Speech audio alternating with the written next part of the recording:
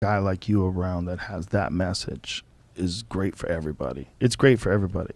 It's great for young people to see a guy who's successful and loved and is friendly and loving and wants people to just have a good fucking time. That's your thing. I mean, if anybody wanted to connect anything to what is Snoop Dogg all about, Snoop Dogg's all about having a good fucking time. Everything, all your videos, everything you do, all your songs, you're having a good fucking time. That's what you promote, and it makes people feel good. Mm-hmm. It's like you're an engine of fun times. You know, that's what you've been doing your whole life. Man, it's a love thing.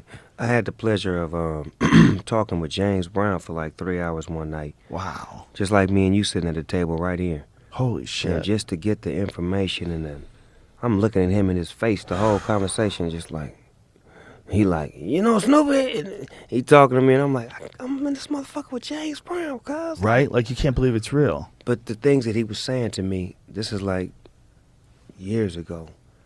I'm seeing them right now.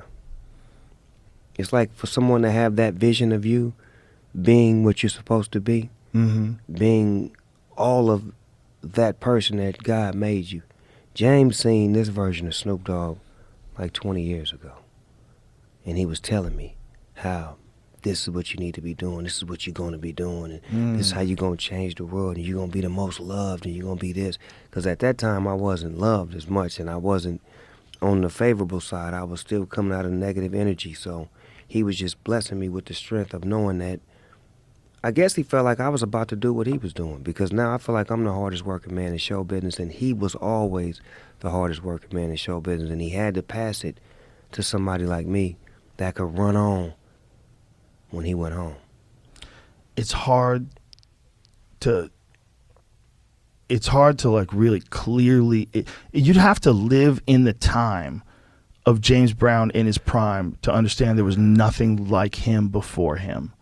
Like when James Brown did that concert in Zaire before Muhammad Ali fought there. Wow. Dude, that is one of the wildest concerts.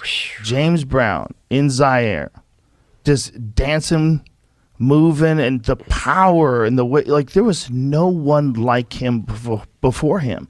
We've all seen people that were influenced by the early greats.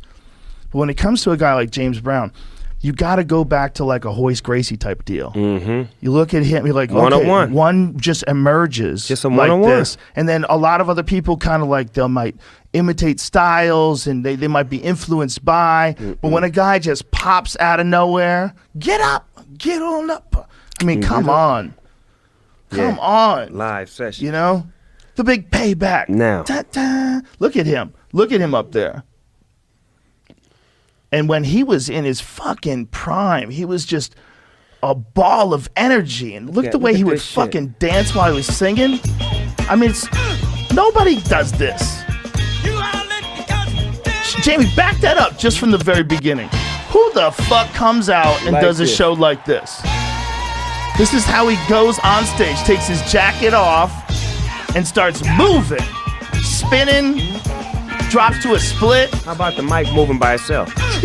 I'm gonna let the mic do what the fuck it do while I drop down and hit this split. Look at him.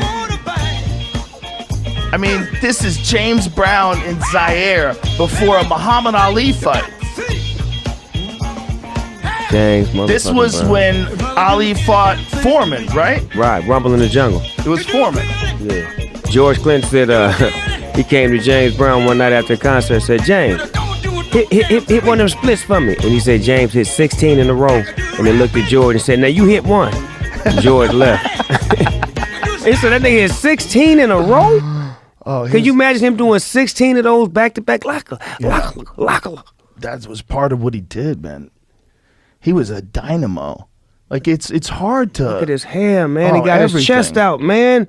Well, onesie on with no drawers. Come on, man. So you can't overstate it. You can't wear no drawers doing splits like that. Yeah, I mean, he had to have special pants. Look at James chest out records and tapes. He was like an athlete that also was an amazing singer. I mean, it was like when you would watch him dance, that's athletic cardio. moves. That's my cardio. For sure. And he's singing. And there's no lip syncing back then. He's singing the track wasn't playing and him singing on top of it. That was all him right here, right now. All him right there. They didn't have that kind of technology back then. That was James Brown being James Brown. There's those guys that like pop out of nowhere that are one of ones. Hey, the funk made the funk move on. Shout out.